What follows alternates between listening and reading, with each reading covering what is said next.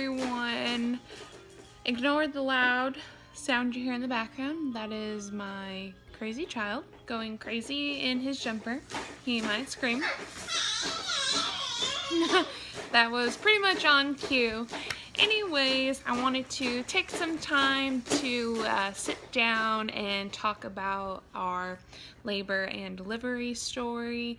I know that is super popular on YouTube with the lifestyle type vlogs, and I know when I was pregnant I watched and looked up a lot of videos. I think it was just more of the trying to, you know, be aware or what to expect, even though everything is super different for every person and every pregnancy is different, and there's a whole lot of things that play into it.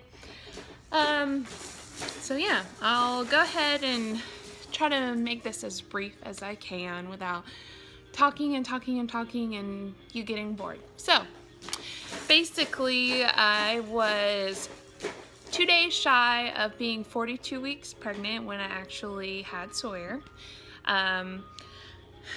When I started doing the weekly visits, I think that was the last, starting 36 weeks is when I would go every week.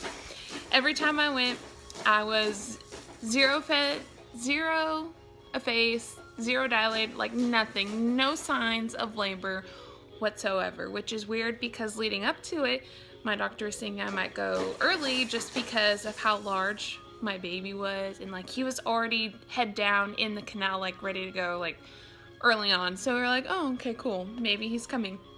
Not the case at all. His due date came and went, which was kind of sad because I was like, it's his due date, where's my baby, like so exciting, and then nothing. So that was kind of, you know, disappointing.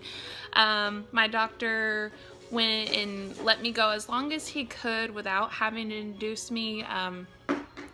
I went in on Monday, 6 o'clock in the evening. We went, they started with putting little pills. I don't remember the name of what they were. I can like type it below in the description bar what they were, but they put these little pills every 4 hours like in my cervix, which was, it was pretty uncomfortable, but it wasn't like the end of the world. Like there was more pain to come, and I knew that, so I was just like, it was kind of like getting checked is kind of what it felt like. So they did that, and we did that all night long. So then Tuesday morning came and I was at maybe a 1.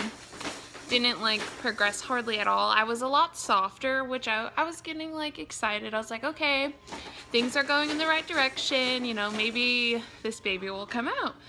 So they started me on Pitocin that morning, which made me feel like super uncomfortable.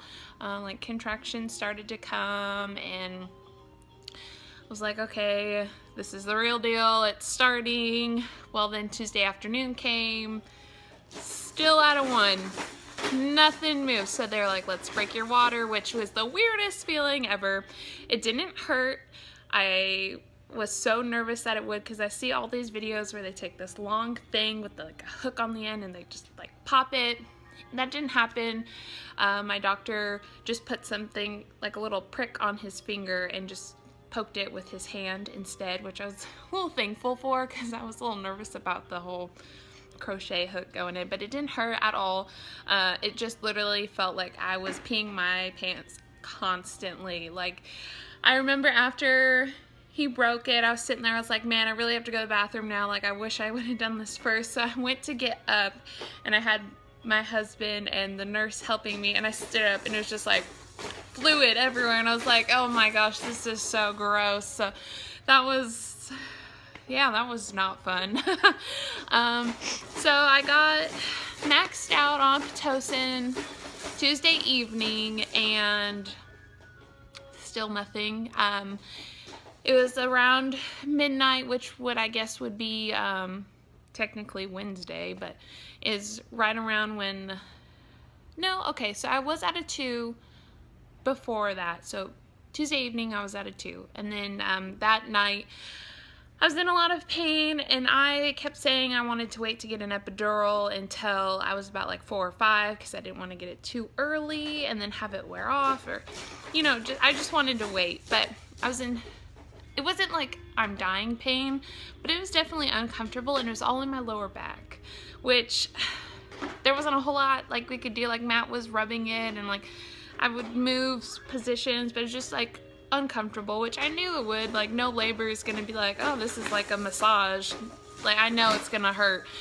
So I got the epidural, which I was terrified of. I've heard horror stories, and I was like, is it gonna hurt? Like, freaking out. So I'm like hysterically crying for no reason whatsoever. They haven't even touched me with a needle.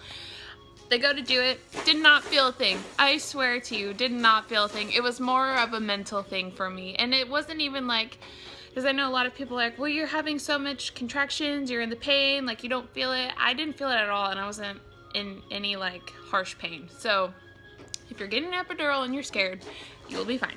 And you will be glad you got one, because after that, I was knocked out. I fell asleep.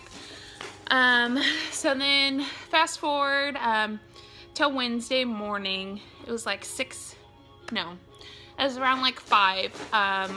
The nurse came in, checked me, still at a 2. She was like, we could be nice and say it's a 3, but really it's a 2. Like, you have not moved at all. And so my doctor finally came in, and it was around like 7:30, and he checked me, and he said the same thing. And he's like, you know, I can start to feel the head is starting to swell. You know, you're not progressing. You've been maxed out on Pitocin. Like, we've kind of tried everything.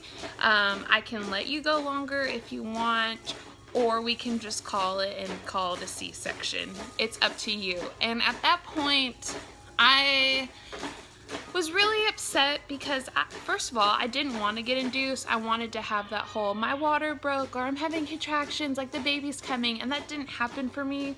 So that was really hard to deal with in the first place. And then having to have a C-section, it was just like, it was a lot. So I got really emotional over it, but I was like, you know, if his head is already swelling, I've been at a 2, you know, like going on 3 days now, like this clearly isn't gonna work. I just told him, I was like, okay, I think we should move forward with the C-section, and he said, good, I agree, but I didn't want to push you. And I was like, okay. So then literally 9 o'clock rolls around. No, it was before. I had Sawyer at 9:21 a.m. So it was really quick. Like, they were like, all right, C-section, you're next in line. And I was like, oh my God, like, okay, I've never had surgery before, so I was like really like nervous, and you know, it's really not that bad. The only thing I didn't like was all of the anesthesia they give you makes you shake. And when I say shake, I mean like convulse. Like, they sorry, my nose is really runny. They strap your arms down when you're on the table. I think mostly for shaking, and like if the curtain were to ever fall and like you see like your guts and bowls, and then just like your inside, they don't want you to like freak out and like grab. So overall, it wasn't too terrible. I will say the one thing going into having him, like birth plan wise, which I said, I don't have any birth plan. I'm just gonna roll with the punches. All I really want to do is skin to skin. Like, that's all I care about. And rewind to when they broke my water. They saw a little bit of meconium, so they were like, okay, when he's born, however he's born, NICU's gonna look at him. And that kind of upset me, because I was like, I don't want to go through all this and then have my baby taken away. Like, I really wanted him to like be just like put on me like gunk and all, like just give him to me. And they pulled him out, and he was huge, 10.2 ounce, 10 pounds, 10.2 pounds, okay? And so they handed him straight off to NICU, which they were in the operating room. So Sawyer was like, I could see like out of the corner of my eye where he was. And I told Matt, I was like, I'm getting stitched up, like go to the baby, like I'm fine. And they checked him out, and he was fine. they were like, there's not really anything in his lungs, so you don't have to worry about it, like you can have the baby back. Well, I started to hemorrhage a little, so the whole process of getting stitched up and my guts put back in was a little bit longer than normal.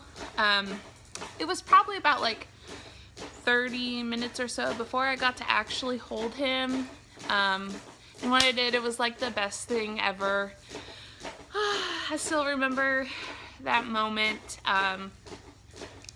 Yeah, I could go on and on about it, but that's basically the like overall what happened. My biggest thing for moms out there is, if you do have to have a C-section and you do have to be induced, like, it is not the end of the world. I went through like a whole, like, not postpartum depression, but I went through like some really like depressing moments because I was so like upset that I couldn't do it on my own. Just know that your baby's gonna come and he's gonna get here however he or she needs to get here, and it'll be okay. It is not the end of the world if you cannot push them out. I promise you. I have a healthy baby to, you know, back that up. So I could do another video on like dealing with having a C-section, and then I could also talk about my breastfeeding issues and like what happened with all that. If you want to do another video on that, let me know. If there's anything else, yeah, I'm here. Just ask away. Thanks, guys.